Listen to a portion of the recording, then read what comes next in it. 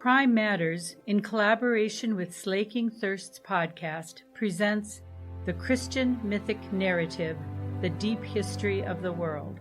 PrimeMatters.com is a groundbreaking project of educational outreach of the University of Mary, awakening the Catholic imaginative vision.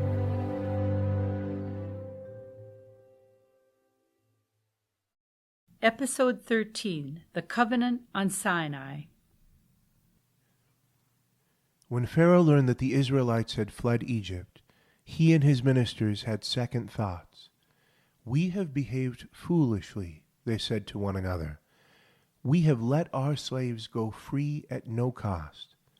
So the Egyptians gathered their army together and went after the Israelites, who were encamped in the eastern part of Egypt along the Red Sea. The Israelites were now in great fear.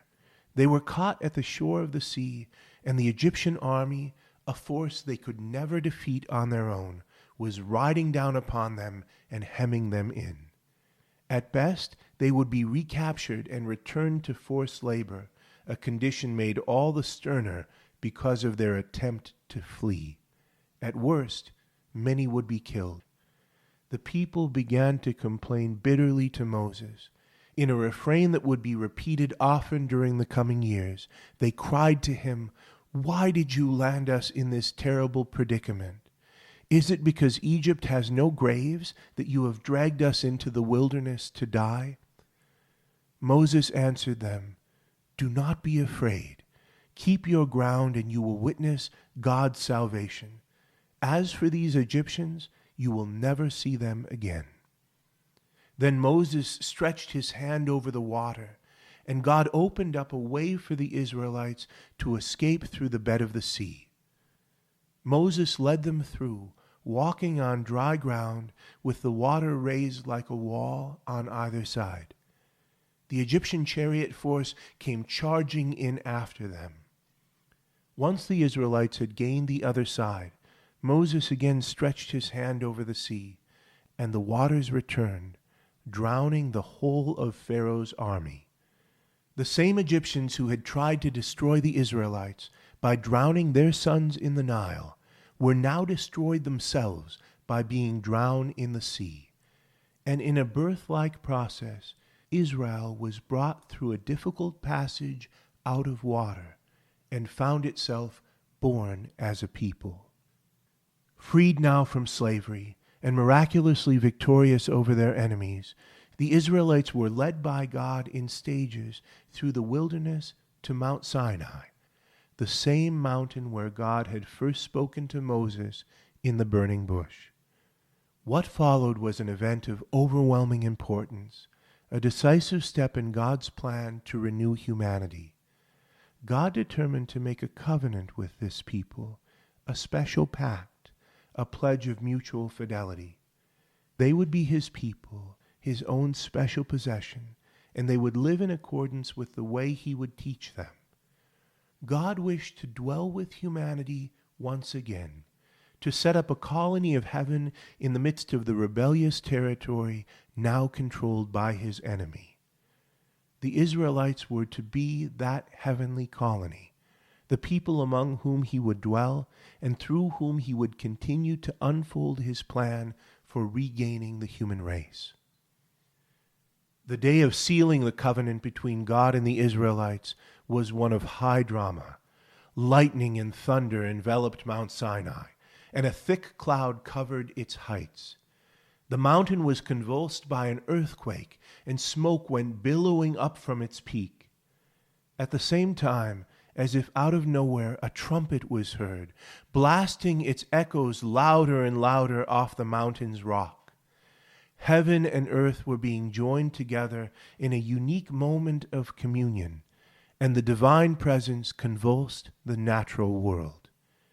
God had told the Israelites to keep back from the mountain lest they die, but they hardly needed the command. They were filled with awe and fear at the spectacle, and they drew away of their own accord. "You speak to God for us," they said to Moses. "We dare not come near." So Moses went up the mountain, into the mysterious cloud, hidden from the eyes of the Israelites. And there he stayed for 40 days and nights, eating and drinking nothing. There, high on the mountain, God spoke to Moses as if face to face, and revealed to him the glory of his goodness. Moses was so transformed by the experience that when he later came down from the mountain, his face glowed with a bright, supernatural light, such that he needed to wear a veil to keep the Israelites from being frightened. God spoke to Moses on the mountain concerning the way his people were to behave if he were to live among them. They would need to become holy, as God himself was holy. God gave Moses a law encapsulated in the 10 Commandments. When Moses later told the Israelites all that God had commanded, the people were united in their readiness to enter the covenant. "We will do everything God has said," they promised. Moses sealed the covenant with God by offering sacrifices and sprinkling the Israelites with sacrificial blood. As he did so, he said to them, "This is the blood of the covenant that the Lord has made with you." An incident took place while Moses was still high on the mountain, one that pointed to the challenge the Israelites would face in becoming God's people. Moses had been lost in the cloud for many days, remote and out of sight. Down below, the Israelites, losing patience, persuaded Aaron to fashion a golden calf as an object of worship. They then claimed that this idol, made by themselves, was the representative of the divinity that had freed them from Egypt. They worshipped the false god and then fell into the wild feasting and orgiastic behavior so common among the religions of the time. They wanted a God whom they could see and control, one who better suited their expectations and their fallen natures. Moses was warned by God about what was happening, and coming down from the mountain, he called upon the tribe of Levi to go among the people and stop the idolatrous frenzy by force. He then destroyed the idol, chastising the Israelites for their readiness to so quickly abandon their covenant with the God who had saved them. It was a sign of things to come. God spoke further to Moses on the mountain concerning the building of a tabernacle, a place of his special dwelling on earth. He showed Moses a pattern for its construction, one that replicated the harmonies of heaven.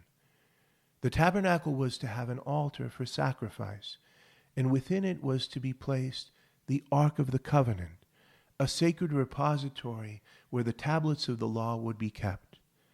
Because of the high holiness of God's presence in the tabernacle, a special order of men, taken from Aaron and his descendants, would be consecrated to God as priests to offer sacrifice and tend to the holy things. God promised that he would meet the people of Israel in the tabernacle, to live among them, to make them holy, and to forgive their sins. When the tabernacle had been completed according to the directions Moses had received, it was so potently filled with the cloud of God's glory that Moses was unable to enter. From that time forward, God made his presence known in the tabernacle as a pillar of cloud by day and a pillar of fire at night. So it was that God made a marriage covenant with his people, wooing them in the desert, taking them as his special possession, his abode on the earth. The promise first made to Abraham was moving another step toward its fulfillment.